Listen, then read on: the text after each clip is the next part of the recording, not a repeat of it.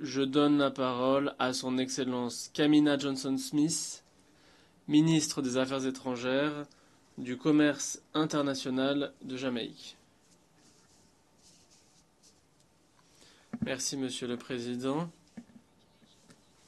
La Jamaïque vous félicite pour votre élection à la présidence. Vous pouvez compter sur notre plein engagement en faveur de l'exécution de votre mandat pour la 79e session. Je félicite votre ambassadeur, votre prédécesseur, l'ambassadeur Denis Francis de Trinité et Tobago, un État de la CARICOM.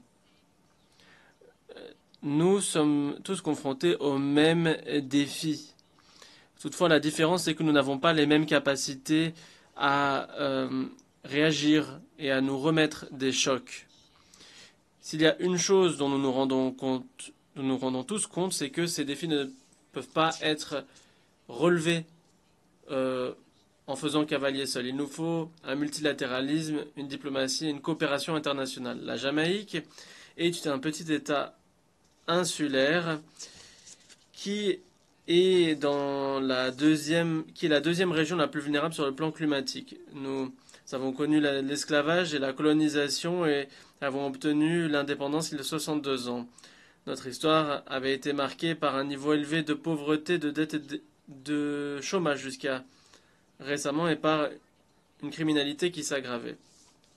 Toutefois, dans notre chemin en faveur de la prospérité durable, nous ne souhaitons pas que cela soit le cas pour les générations à venir. La Jamaïque a consolidé sa résilience. Aujourd'hui, nos fondements macroéconomiques sont plus solides qu'ils ne l'ont jamais été ces 50 dernières années. Notre note de crédit a été améliorée par les agences de notation internationales et notre crédibilité budgétaire a été améliorée. La Jamaïque attire les investissements aujourd'hui. Ces 10 dernières années, malgré la pandémie, nous avons réduit de 2 notre taux dette PIB et réduit la pauvreté, amené le chômage à un record bas historique. Le salaire minimum a été augmenté de plus de 100%. Notre gestion prudente de l'économie a créé une marge budgétaire qui nous a permis d'investir dans la protection sociale, la sécurité nationale, la santé et l'éducation. Nous avons augmenté la pénétration d'Internet qui atteint 77% et la pénétration des usagers d'Internet à 85,1%. Nous comblons la fracture numérique avec davantage de services publics sur Internet. Nous avons également commencé à mettre à jour nos infrastructures avec un financement fondé sur des partenariats publics-privés. Ce sont des acquis de haute hutte, Monsieur le Président. Il nous a fallu un partenariat social, politique et international, une gestion politique prudente, mesurée. Et malgré les sacrifices réalisés pour nos accomplissements, nous sommes toutefois exposés à des chocs exogènes tels que le changement climatique, une menace claire pour l'humanité. En tant que petit État insulaire en développement, la Jamaïque est touchée par la montée des températures, du niveau de la mer, par l'augmentation de la température de la mer et la fréquence et l'intensité accrue des catastrophes naturelles. Beryl, cette année, a été l'ouragan de catégorie 5 le plus tôt dans l'année, en juillet, dans les archives. Cela a détruit des familles, des communautés, des infrastructures, des domiciles, des écoles et des exploitations. Cela a touché notre ceinture agricole, nos cultures, nos élevages et a entraîné un effet par ricochet qui a entraîné l'augmentation des prix de l'alimentation et une inflation. Nos pratiques agricoles intelligentes du point de vue climatique n'ont pas résisté face à l'ouragan et les vents ont touché les pompes à irrigation solaire et ont eu un impact sur nos émissions de gaz à effet de serre. Nous sommes face à une incertitude face à la saison des ouragans. Les catastrophes naturelles continuent à entraîner des reculs dans la réalisation des ODD, de la croissance inclusive et du développement. Nous avons cherché à renforcer nos capacités grâce à un fonds national qui a été créé et qui est mesuré à l'aune de l'impact sur le PIB, nous sommes devenus le premier État insulaire en développement à appuyer de manière indépendante un bon en cas de catastrophe. Nous participons à la facilité d'assurance pour les risques de catastrophe des Caraïbes. Ces mécanismes, toutefois, ne réduisent pas le risque de catastrophe et ne nous protègent pas face aux bouleversements et aux destructions. Nous ne pouvons pas lutter à nous seuls contre le changement climatique. Nous plaidons pour la coopération internationale pour lutter contre les retombées négatives du changement climatique et en faveur de la justice climatique. Nous invitons les grands pays pollueurs à honorer leurs engagements au titre de l'accord de Paris et à respecter leurs obligations financières. Nous saluons l'adoption de l'agenda d'Antigua et Barbuda pour les PEID lors de la 4e conférence internationale sur les petits États insulaires en développement. La Jamaïque appuie notamment l'appel à redoubler la coopération internationale et l'action afin d'accélérer l'atténuation et l'adaptation. Tous les pays doivent œuvrer pour limiter l'augmentation des températures à 1,5 degré en consolidant leur contribution déterminée au niveau national sur la base des principes de responsabilité commune mais différenciés. Et je souhaite féliciter le gouvernement d'Antigua et Barbuda pour la tenue réussie de cette conférence. Nous appelons les Nations Unies et les institutions financières internationales à adopter un nouvel objectif financier pour le climat lors de la COP29. Nous appelons à une accélération de la mobilisation de l'action internationale et des ressources. Il faut notamment opérationnaliser pleinement le fonds pertes et préjudices pour pouvoir déployer ces financements rapidement et à grande échelle, question essentielle pour les PEID. Nous nous félicitons de l'adoption de l'indice de vulnérabilité multidimensionnelle par l'Assemblée générale le mois dernier. Nous appelons les partenaires de développement, notamment les banques de développement multilatérales et les autres institutions financières internationales, à tenir compte de cet indicateur. Plutôt que de se fonder simplement sur le GNI, cet indicateur tient compte des vulnérabilités environnementales et structurelles des PEID.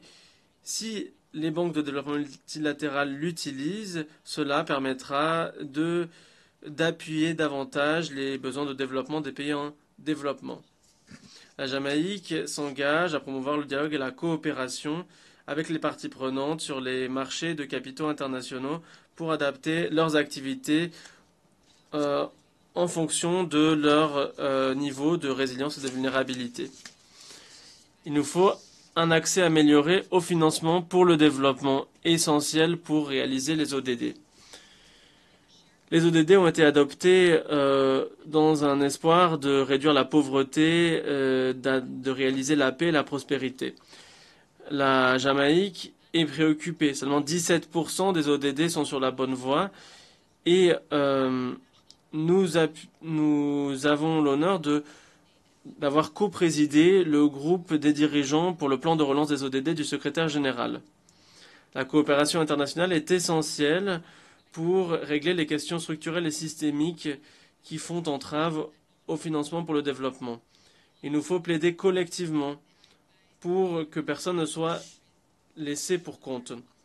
Les pays riches et les institutions financières internationales doivent être les partenaires des pays en développement afin de créer des stratégies innovantes pour débloquer des financements et encourager les investissements pour les ODD. La 4e conférence internationale sur le financement du développement est une occasion de renouveler notre engagement pour des résultats concrets sur le financement. Il nous faut une réforme de l'architecture financière internationale pour faire entendre les pays en développement et notamment dans la prise de décision et pour améliorer la quantité, l'accessibilité et l'abordabilité du financement pour le développement. Monsieur le Président, j'en arrive au sommet de l'avenir.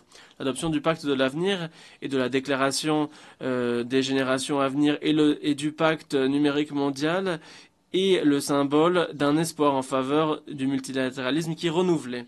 Ce consensus a montré notre détermination collective à élaborer des solutions durables et inclusives pour relever les défis mondiaux. Grâce à un esprit de prospective, une volonté politique et une action conjointe, nous pourrons bâtir un monde meilleur pour les générations à venir. Nous nous félicitons des efforts de la Namibie et de l'Allemagne qui ont animé les négociations du pacte, et nous avons eu l'honneur, avec le Royaume des Pays-Bas, de faire de même pour la déclaration des générations à venir. Monsieur le Président, nous croyons dans le multilatéralisme qui peut œuvrer pour le développement durable, les droits humains et la paix et la sécurité internationale pour les populations du monde entier. Aucun pays ou région ne doit être exclu des occasions que représentent les objectifs de développement durable. Nous appelons, nous aussi, à la fin de l'embargo économique, commercial et financier qui paralyse notre voisin caribéen, Cuba. Nous appelons à mettre fin à la classification de Cuba comme État qui finance le terrorisme. Ces mesures continuent à avoir un impact dévastateur sur le bien-être social et économique de Cuba et empêchent l'île de réaliser les ODD. Nous condamnons l'attaque du 7 octobre à l'encontre d'Israël et les représailles dans les territoires palestiniens. La crise humanitaire et l'instabilité doivent inviter les parties à favoriser le dialogue et la diplomatie. Nous saluons les États-Unis, le Qatar, la Jordanie, l'Égypte et les autres acteurs qui œuvrent pour un règlement pacifique. Nous continuons à appuyer la résolution 242 du Conseil de sécurité et nous pensons qu'une solution à deux États est la meilleure manière de parvenir à une paix durable entre Israël et la Palestine. Dans ce contexte, la Jamaïque a reconnu l'État de Palestine et nous appelons à un cessez-le-feu immédiat à Gaza et à une libération des otages afin de mettre fin à cette guerre et ces souffrances humaines qui durent trop. Monsieur le Président, très près de chez nous, Haïti continue à être confronté à l'une des périodes les plus difficiles de son histoire. Les gangs omniprésents entraînent une instabilité chronique et des violences indicibles. Des millions d'Haïtiens sont confrontés à la famine et au déplacement, en particulier les femmes et les enfants. Ils ont besoin de l'appui de la communauté internationale pour établir la paix, la sécurité, la démocratie et pour régler la crise humanitaire dévastatrice. La Jamaïque continuera, notamment via CARICOM et au groupe des personnalités éminentes, à appuyer le processus politique en Haïti.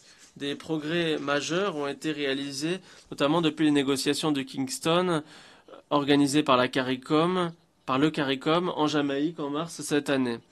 Nous saluons la création du Conseil présidentiel de transition, la nomination du Premier ministre par intérim et du cabinet ministériel et la finalisation ou la création du Conseil électoral provisoire.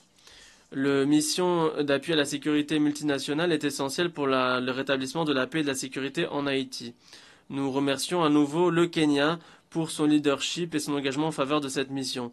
Nous nous félicitons de confirmer que le 12 septembre, la Jamaïque a déployé son premier contingent de commandement aux côtés de Belize dans le cadre de cette mission. Mais la communauté internationale doit fournir davantage de contingents et d'équipements. Rétablir la paix et la sécurité est essentiel pour un environnement dans lequel des élections libres et équitables sont possibles. La création d'une gouvernance démocratique est essentielle pour le développement et la croissance économique durable. Monsieur le Président, depuis le déploiement de la mission dont je parlais, nous avons vu des améliorations en Haïti et nous avons des raisons d'espérer. Il faut faire davantage toutefois et le temps ne joue pas en la faveur d'Haïti. Il est essentiel de préserver les gains acquis et de maintenir l'espoir et la stabilité. Nous devons appeler le Conseil de sécurité à renouveler le mandat de la mission et à envisager une transition vers un cadre de maintien de la paix pour garantir les financements.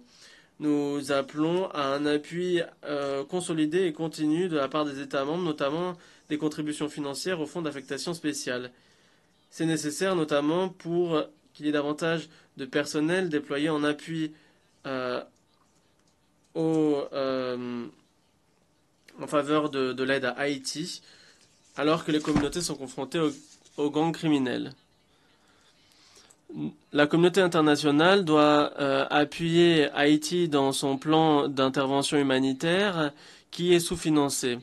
L'appui au BINU doit être amélioré afin que les familles déplacées puissent être nourries et reçoivent des soins sanitaires, des soins de santé qui sont essentiels, que les enfants puissent retourner à l'école. La Jamaïque continuera à faire ce qu'elle peut. Nous appuyons notre nation sœur de la CARICOM dans ses efforts en faveur de la paix, de la sécurité, de la stabilité en Haïti et dans l'ensemble de la région. La Jamaïque cherche également à régler les questions des gangs, de la criminalité, de la violence dans notre propre territoire. Nous reconnaissons que la criminalité transnationale entraîne des impacts qui se conjuguent avec le trafic illicite de stupéfiants, d'armes et de munitions. Nous sommes engagés dans une mission de transformation de nos forces de sécurité et tout en préservant les droits humains et l'efficacité opérationnelle et en permettant aux services de police d'être hautement efficaces pour le public.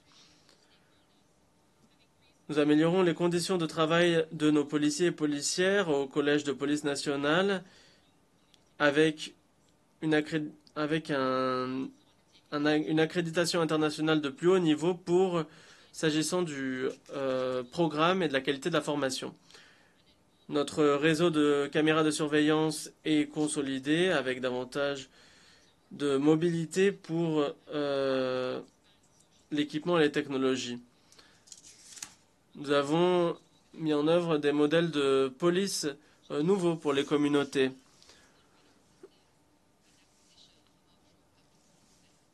Nous sommes en train d'acquérir des véhicules de patrouille par ailleurs. Monsieur le Président, des suites de ces initiatives, la criminalité a été réduite à un niveau qui est le plus bas depuis 25 ans. Cette année, il y a une réduction de 17% du taux d'homicide par rapport à l'année dernière. La Jamaïque est un endroit sain, est un endroit sûr pour vivre, travailler et fonder une famille et conduire des affaires. La coopération bilatérale, régionale et multilatérale est essentielle notamment dans la formation, le partage d'informations et les opérations conjointes face à la criminalité et la violence. À cet égard, nous nous félicitons des mesures prises, toutefois nous réitérons notre appel à des actions plus concrètes de la part des partenaires bilatéraux pour endiguer le flux illicite d'armes et de munitions de petit calibre de la part de leurs ports, provenant de leurs ports. Nous saluons la REVCON 4 sur les armes légères et de petit calibre. Et notamment, nous nous félicitons de l'accent qui est mis sur l'assistance technique et le renforcement des capacités, le contrôle douanier, les technologies émergentes et la gestion des munitions tout au long du cycle de vie. Cela est essentiel pour que des communautés touchées par la criminalité puissent prospérer par la suite. La cybercriminalité est une menace à la sécurité des citoyens. C'est un obstacle au développement économique durable. La coopération internationale est nécessaire pour lutter contre la cybercriminalité. Nous avons participé aux négociations avec nos partenaires du CARICOM pour la Convention des Nations Unies sur la cybercriminalité. Nous attendons avec impatience l'adoption de la Convention par l'Assemblée générale et attendons avec impatience les engagements qui seront pris au titre de cet instrument. En conclusion, la Jamaïque a pris des décisions difficiles, a assumé ses responsabilités pour l'avenir économique de notre pays. Nous avons montré que nous pouvons redéfinir notre avenir de manière positive. Nous continuons à croire en notre détermination, mais aussi dans le pouvoir de multilatéralisme et de la coopération internationale afin de venir à bout des défis mondiaux partagés. Les peuples du monde entier comptent sur ces Nations Unies et sur la communauté internationale afin d'avancer sur la question du climat, des droits humains, de la paix, de la sécurité et sur le développement. Grâce à cet appui, la Jamaïque souhaite également apporter sa pierre à l'édifice afin de relever les défis d'aujourd'hui pour protéger les générations actuelles et futures. Je vous remercie. Je remercie la ministre des Affaires étrangères et du Commerce international de la Jamaïque.